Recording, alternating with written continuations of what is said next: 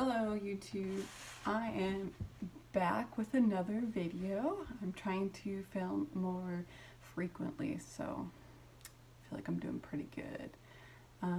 If you're new here, my name is Casey and I like to film on FND and chronic illness and just health, mental health, and my journey on healing my mind, body, and soul. So today I would like to share with you about regulating the nervous system to help with trauma. So I'm so excited to share this. I just finished a 6-week trauma course with 2 local therapists. It was over Zoom, and we would meet once a week for an hour and a half with a group of other people, and they pretty well taught us about the different nervous system states and about trauma and how we can move ourselves out of fight or flight or freeze back into rest and digest or nourish and flourish, so that we can actually stay present and help deal with our emotions. So I am so grateful for this course because I feel like it's coming up a lot on social media and just on YouTube about how to regulate the nervous system. Personally, I haven't really come across anything that put it all together for me in a simplified way that I could understand more. So I'm just going to kind of give a simple run through just so that you have an idea, and then I think that further research would be more helpful. As a disclaimer, I'm not a therapist or a health practitioner in any way. I'm just somebody with functional neurological disorder and other health issues, and I'm just sharing my experience and things that I think will be helpful. I'm going to be talking and relating this a little bit more to FND, but I'm sure it's helpful for anybody who has gone through trauma and is trying to regulate their nervous system. So I have some notes. If I keep looking down, that is why. Okay, so I'm just going to start off with briefly talking about trauma. Personally, I always thought that trauma was about when something really big or catastrophic happened, and it was like a one-time situation, and that person was forever scarred and would have flashbacks and just like a lot of stress and anxiety. And I never realized that trauma can happen with smaller things, more consistent things. It's more about not what happened, but if you were able to process what was going on, and if you had a good support team around you that helped you to regulate your emotions and process. So it's so common for little things to, well, not even little things, but things to happen that aren't considered, like being in the war, in a car crash, that actually really affects you. And a lot of people, I think, aren't even aware of this, and then they're living in a nervous system state, either fight or flight or freeze, and they don't even know that that's happening. So I can relate to this of having multiple things happen kind of in childhood and adolescence, where they were tough things, but I wouldn't rate them like super hard for other people, but for me, I wasn't able to process them properly. And I really think that this has contributed to having a stress and anxiety manifest as physical illness. I mean, this is a theory about functional neurological disorder, and yeah, I think that my trauma and just my inability to process and handle stress has really added to that. And I am trying now to do a lot of trauma work and look back to my past to really try to process things and work through those things, but also stay currently and work through current hard things, especially this illness, and to ensure that I have proper support and that I'm processing emotions. So we'll just go through the different states. I did not realize how many states there were. There's just 3, but the oldest one is freeze. So I don't know if this is like thousands or millions of years old. It is our survival instinct in our brain, and that's like the highest state of survival is freeze. and then below that is fight or flight, and then below that is rest and digest. So there's a really interesting video that I saw, or if you are interested in just wildlife, so there's this video of a deer being, or antelope, a deer, something like that, being attacked by a cougar or something, and it kind of just freezes and drops and plays dead essentially, and then the cougar leaves it, and then so that would be the freeze state because he is frozen, and then the cougar leaves, and then all of a sudden you'll see the deer start to shake a bunch, and so this is working through into the fight or flight, very active, high energy, and then it moves into the nourish and flourish where it can get up and walk away. So it's kind of a weird or way of looking at it, but I thought that was really interesting.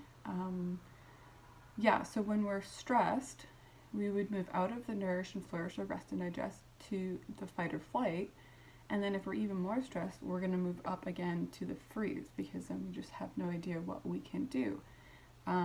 So I will explain a little bit more. So freeze is essentially dissociation, disconnected from the world. You're numb, maybe a little bit hopeless, depressed, and then the fight or flight is like anxious, high energy, like really stressed and fast thoughts.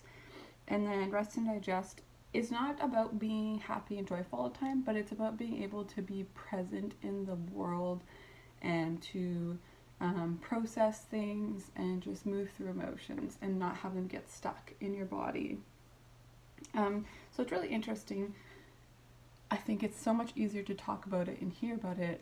Obviously, this is a very hard therapy, and healing trauma takes a really long time. So obviously, this isn't going to be the heal everything and all be all kind of type. It's going to be putting things into practice and, exploring trauma therapy, EMDR, which is a type of trauma therapy.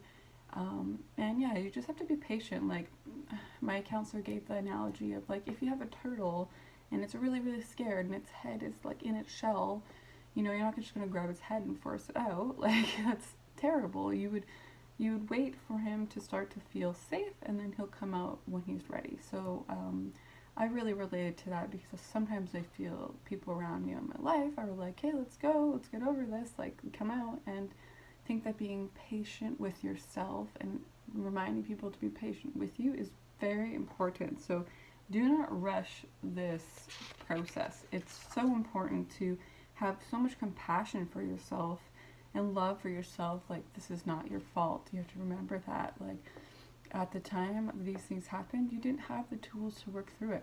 But that's why we're here today, to try and further our learning experience so that, we can work through it together.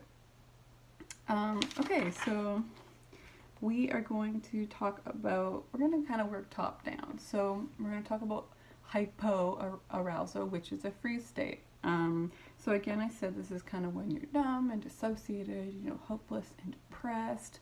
You're disconnected from the people and the world. So the idea is the opposite of dissociation is association. So you want to try to bring yourself back into your body and back into the world. So mindfulness is really helpful. Sorry, let me turn that page. So something that I find helpful, I find when I'm in that state, I'm triggered, I go into this hypoarousal or the freeze state, is I almost stop breathing. I'm shallow breathing. And something that, when I become aware of that I'm in this state, which is pretty well the first step is awareness that this is happening in your body, is that I try to deepen my breath, breathe into the belly and maybe do like 10 of these. You might get a little bit dizzy because you're just reoxygenating yourself, but when you just breathe deep into your body and your belly, you're bringing back awareness into your body. I have a body. That is so important. Another thing is engaging your muscles. Push your hands hard together, feeling your muscles, tense your muscles, push your feet really hard into the ground. And as we kind of start to work through it a little bit more, and maybe you're getting a little bit more energized, maybe you can go for a walk and, notice beautiful things around you. You know, the world is beautiful, especially in the forest if you're an outdoorsy person. I love my forest walks. You know, you breathe in, you know, use all 5 senses, just become present. Dancing is another one that I find helpful to kind of get that energy moving, and just start to feel your body. So some people find that they are more stuck in one state or the other. For me, I'm definitely a freeze person. I find that I'm in this state quite often, and that I have a lot of fatigue, and I just am feeling really dissociated, especially if I get stressed, because I just feel like I'm constantly stressed with a lot of things happening. Yeah, so that's something to take note of, which one you find that you're more attuned to. And then the next one, as we go down, is hyper arousal, or the fight or flight. So again, we got high energy here, anxiety and stress, you know, fast thoughts. This is kind of when we're just like, you know, what's going on, kind of darting around, we're feeling antsy. The tools to help us bring us out of this one is, I find shaking really helpful. You know, if you just like kind of shake your whole body and do that for a minute or two, it helps to release a lot of energy. This is, you know, we got a lot of energy trapped in our body. There's something called the butterfly hug. All you do, get your butterfly, and you just tap back and forth. It can be very calming. I don't actually know the science behind this. Helps something in the brain. I'm sorry, I'm not very scientific. I wish I could tell you, but I'm sure that you could look it up and it will tell you. Another one that helps with fight or flight is EFT. I don't know if you guys have heard of that, emotional freedom technique. It's where you do tapping in, I think they're acupuncture points. So you go through tapping on like the side of your hand, by your eyebrows, and you just go through and you tap. And you can't tap and talk at the same time, but if you go on YouTube and tap EFT practices for anxiety or stress, there is so many out there. I find it quite helpful. I find that I don't use it when I'm like immediately triggered, because I do have to pull up a video because I can't really remember. So sometimes if I need to do something right away, I might just shake it off really quickly, and then if I have time, like before bed, because I'm still feeling stressed, then I will sit down and pull up a video and do that. Another one for this is extending your exhale. So a good breathing technique is to breathe in for 4 and then out for 6. And by doing that, it will activate the parasympathetic nervous system, which is our calming nervous system, and that will help to calm us down.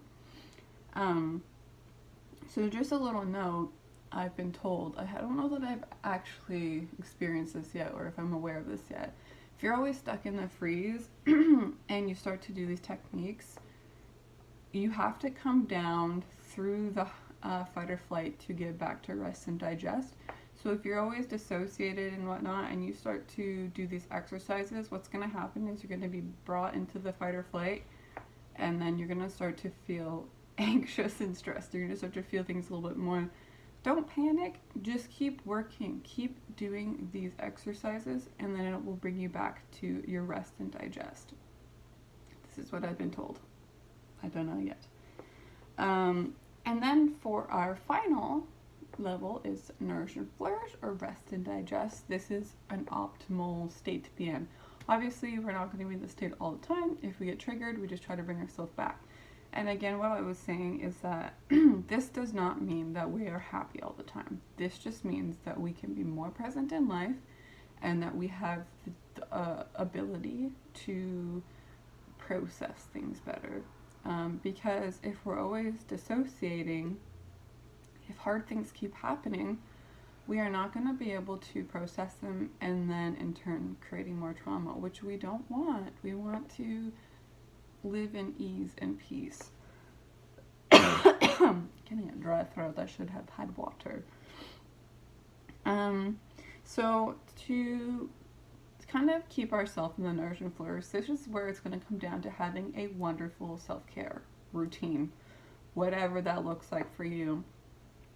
And yeah, so there's so many self-care things, but like yoga is really good, meditation, daily exercise, getting outside as much as possible, less screen time, eating healthy, making sure that our gut health is good, because we have a huge gut to brain connection. Having good connections with people, because we are tribal people, and we need connection with people so that we can process things more easily. I might have a seizure here. I can feel something happening because I'm talking and thinking. I'm going to keep working through it, but yeah, losing my train of thought. Having good connections can help us to process hard things that come up for us. Having pets and connecting them with them is really good as well. Trying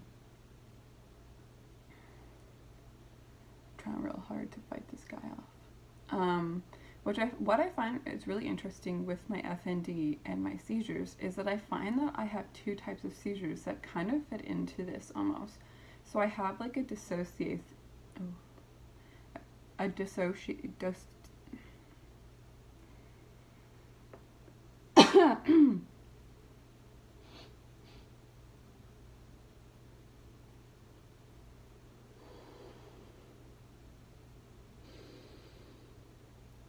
going to try to keep going.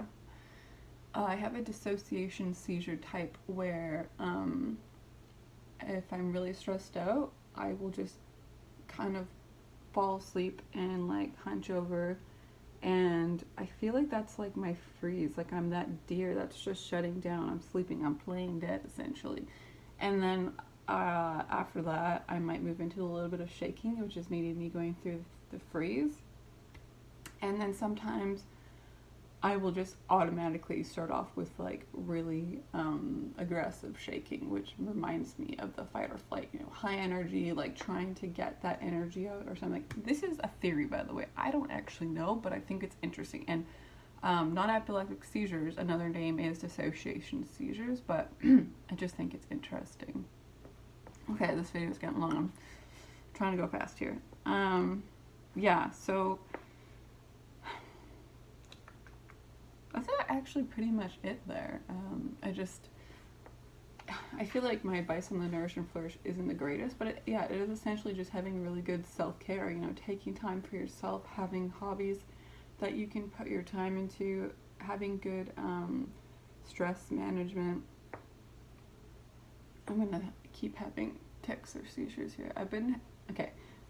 That's pretty much the end of that lesson. I'm just gonna give you guys a quick update of what I've been up to.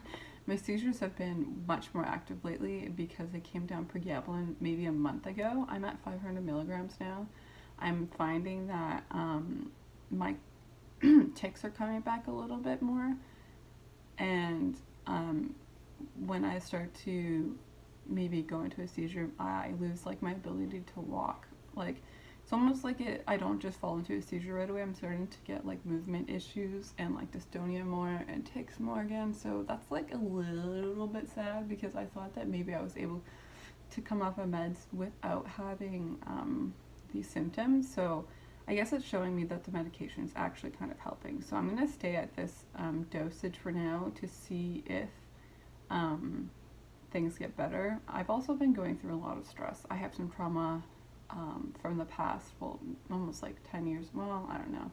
Started like a long time ago, but a lot of things have happened in my life, and I didn't realize that it was trauma, and it's, ever since I got sick, it almost just started popping up, and things are starting to bother me, and I'm starting to have a lot of anxiety around things that